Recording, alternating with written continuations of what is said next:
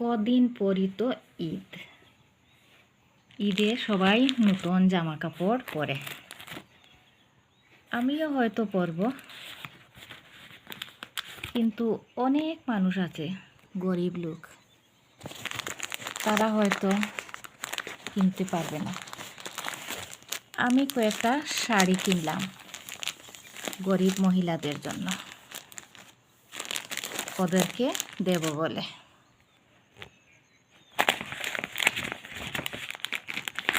সম্পূর্ণ আমি ব্যক্তিগতভাবে দিচ্ছি,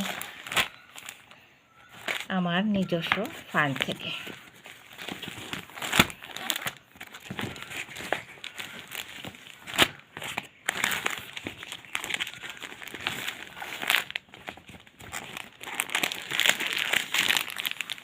এই কয়েকটা শাড়ি আমি ভাবছি গরিব মহিলাদেরকে দেব,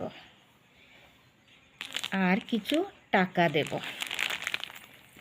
আমার ব্যক্তিগত ফান্ড থেকে। খুব বেশি তো আমি নিজের ফান্ড থেকে দিতে পারবো না, এটুকুই হয়তো দিচ্ছি। আমি তো ঈদের দিন পরব, কিন্তু অনেক গরিব মহিলা আছে, সবাই তো আর কিনতে পারবে না। তাই ওদের জন্য এই কয়েকটা শাড়ি আমি কিনলাম। সবগুলো শাড়ি সুতির শাড়ি, অর্থাৎ কটনের শাড়ি। ওদের জন্য ভালোই হবে।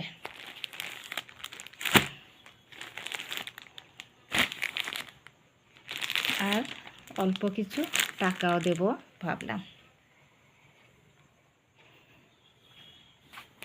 যদি ওরা এই শাড়িগুলো পরে আমাকে দোয়া দেয়, তাতেও তো আমার ভালো হবে এবং আমার মনটাও খুশি হবে।